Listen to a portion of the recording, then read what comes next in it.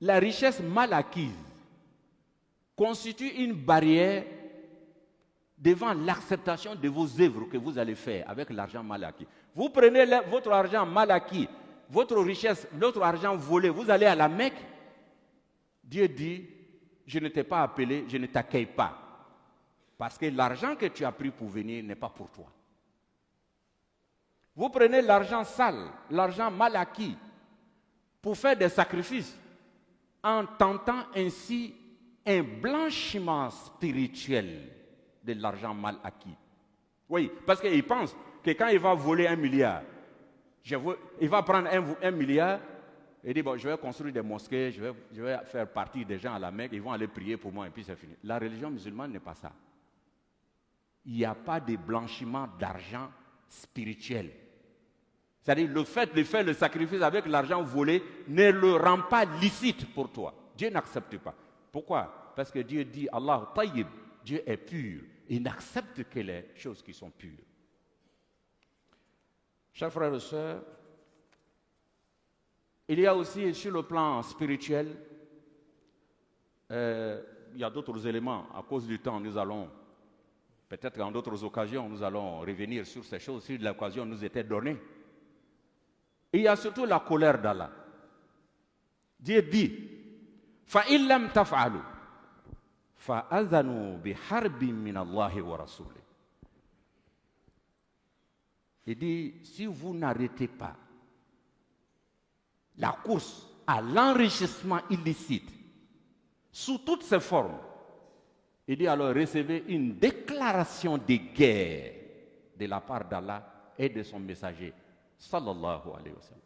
Alors imaginez-vous quand Dieu vous déclare la guerre, وَلَا يَعْلَمُ جُنُودَ رَبِّكَ إِلَّا هُ. Alors que personne ne connaît les soldats d'Allah, c'est lui seul. Ça peut être une maladie, ça peut être des inondations, ça peut être des incendies, ça peut être le fait même que les cœurs de vos citoyens ne sont plus ensemble.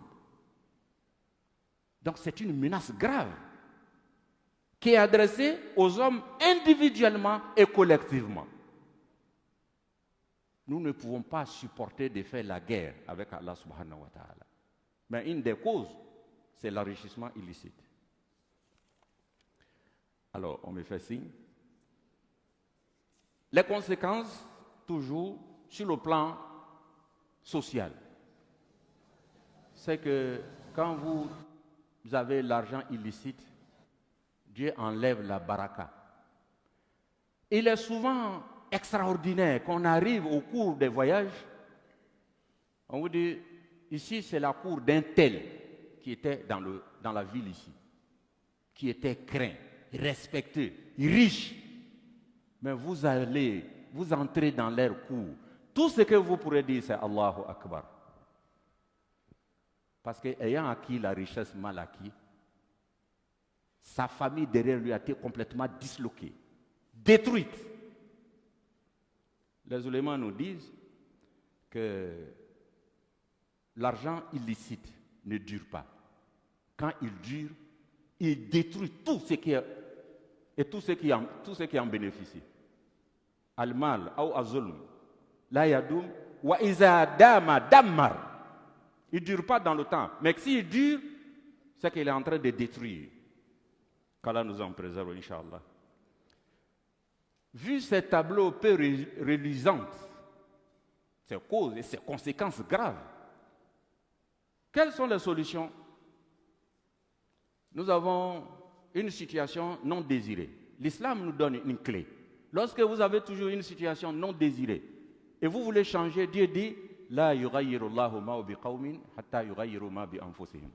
Commencez d'abord par sensibiliser. Commencez d'abord par parler à l'intelligence des hommes.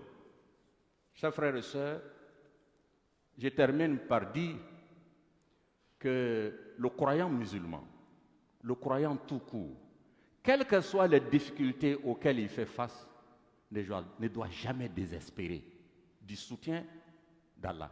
Dieu le dit dans le Saint-Coran qu'il ne faut pas désespérer. Dans la sourate 39,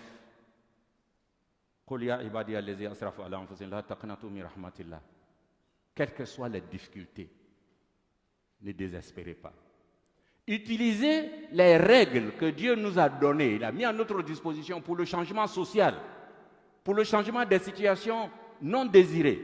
Utilisez ces moyens et confiez-vous à Allah subhanahu wa ta'ala.